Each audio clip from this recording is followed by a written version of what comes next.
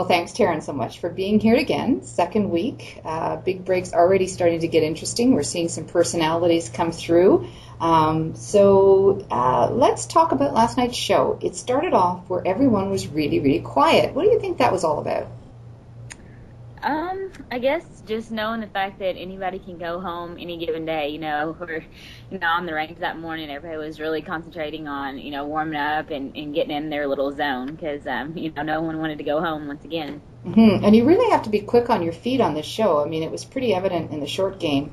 You scrambled to have to pick a location, and, it was strategic which location you picked because even when some of the people who picked the shorter distance, I guess Lily, for example, she was up and down, and yet she was out of it because the 50-yarders ended up being able to overtake her. So you picked 45. Did you learn any lessons from that particular choice and something you might do differently in the future? Right. I mean, looking back, I probably should have just went ahead and did the 50, only 5 more yards back. But the thing was we had to, tell the producers what shot we wanted to do, one-on-one. So we had no clue who, what everyone else was picking. So I honestly didn't think that there would be 7 people pick the 50-yard spot. After your decision was made, you couldn't go back and change it. So I just thought, well, if I can get up and down from the 45, then, the 50 is a little bit tougher, a little further back. I might have a chance. But after I saw 7 people, I knew for sure somebody was getting it up and down. Yeah. And the interesting thing is it just showed that the players are risk takers. They just jumped for it, and I think that says something going forward that people are going to go for the tough ones just to try to ensure themselves a chance in. It's hard to play it safe in this game, isn't it? Yeah, absolutely. Like someone says, go big or go home, and that's what that was their strategy, and it makes sense. So that's definitely part of the game, and you have to, especially on the first immunity challenge, that you're not going to be eliminated, so might as well try something, even if you don't make it, then you have another shot at it. Right. Well, when we had that sudden death then over that challenge, it seemed on the television to just go by really, really quickly, and it was almost you could get lost if you didn't have your PVR going back and forth. What really happened there? Did it take a long time to shoot that sudden death? Yes, it did. We were, as all of us girls on the bench who didn't make it, we sat there for quite a while. What they didn't show was I think there was 7 rounds between Ryan and Carling. And I think they showed the first and second one and then skipped like the 3 or 4 in the middle and then showed the last one. So I think there was one time where they both didn't get up and down, so they had to obviously go back, but they had a battle, and they had produced some good shots and made some really good putts to save the up and down. Yeah, it could have been a whole show by itself. It looked like, because it was cut. Yeah, that's what the producers said. They were like, we'll probably have to cut most of this out because there's not enough time to show it. Yeah.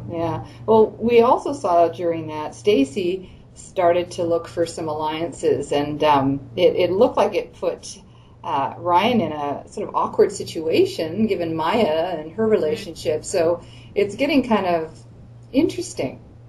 Right, and on the show, we couldn't tell what they were talking about up there, and obviously we're seeing this for the first time as well. So, I had no idea. Stacy kind of said, if I win, I'll pick you to Ryan. So yeah, it definitely put her in an awkward position because ultimately you have to do what you want to do and what you think will be best for yourself. It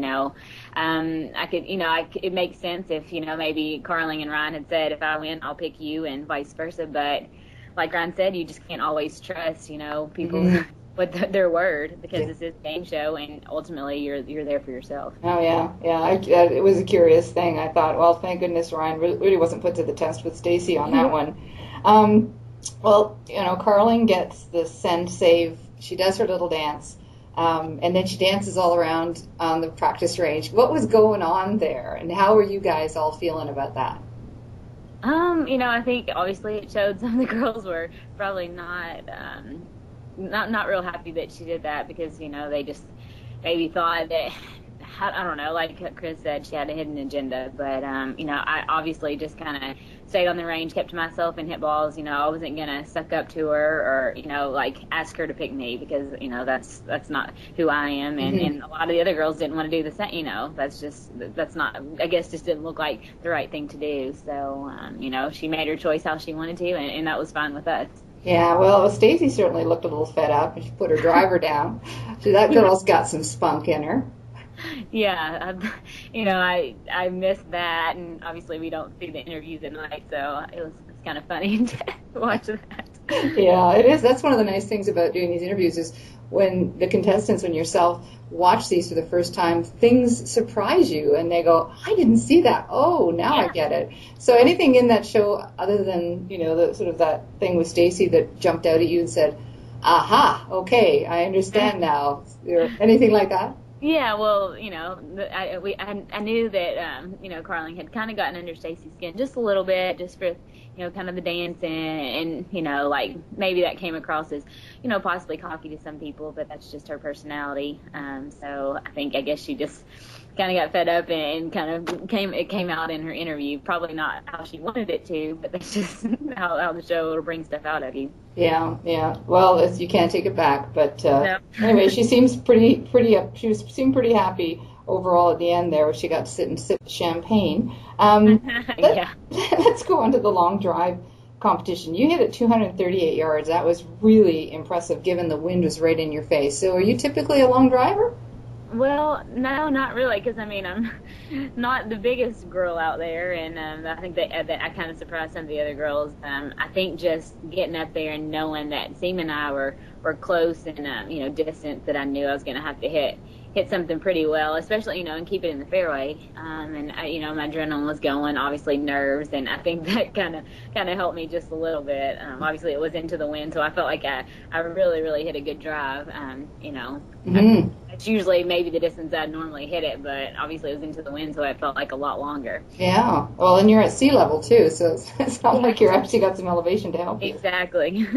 So, you didn't have to go into elimination, which is great. But watching it, sitting on the sidelines and checking it out, did you think that Kelly was going to be the one to go home? I wasn't sure, especially, after, Seema kind of opened that door for her. I thought, she's got a great chance, and, all she has to do is just hit the green. And I definitely think the nerves got the best of her. And for the fact that she hasn't been in competitive golf for 10 years, that definitely wasn't going for her. So that was kind of in the back of my head, just the fact that she's just not used to those situations. Well, you got to see everybody pretty well, their game for 2 days. At this point in the competition, without giving anything away, who would you have thought would be your biggest competition out there?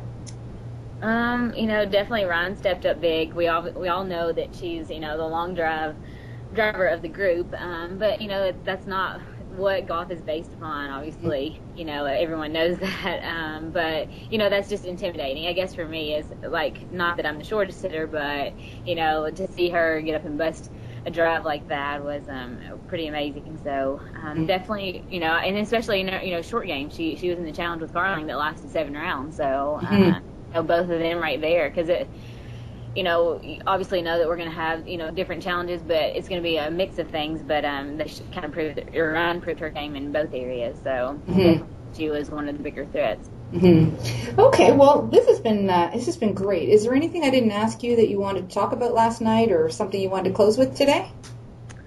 Well, the only thing that I can think of is when we were on the bench when Kelly was hitting. I think I noticed that I had said something like, she's packing her bags and going home. Well, I told my parents, I'm like, I didn't say that. I was repeating what Tom Abbott, the host, had said, because we could hear them, commentating or whatever. And so I felt bad, because I'm like, I didn't say it. One of the girls said, what did he say? And I repeated it, and of course that was shown. And made it look like I said, oh, she's packing her bags and going home. But, I think that's the part that we're all like, the part of editing, and that don't know what's going to show. But you know, I definitely wanted to clear that up and thinking that I didn't say that. That's not what, you know, I was just repeating what somebody said. Well, see, that's what the opportunity these interviews give you, is a chance to exactly. clear the air. Yeah. Well, Taryn, this has been terrific. Thank you again so much for taking the time this week to talk to me. I look really forward to next week's show and talking to you again. All right. Thank you. Okay, take care. All right. Bye.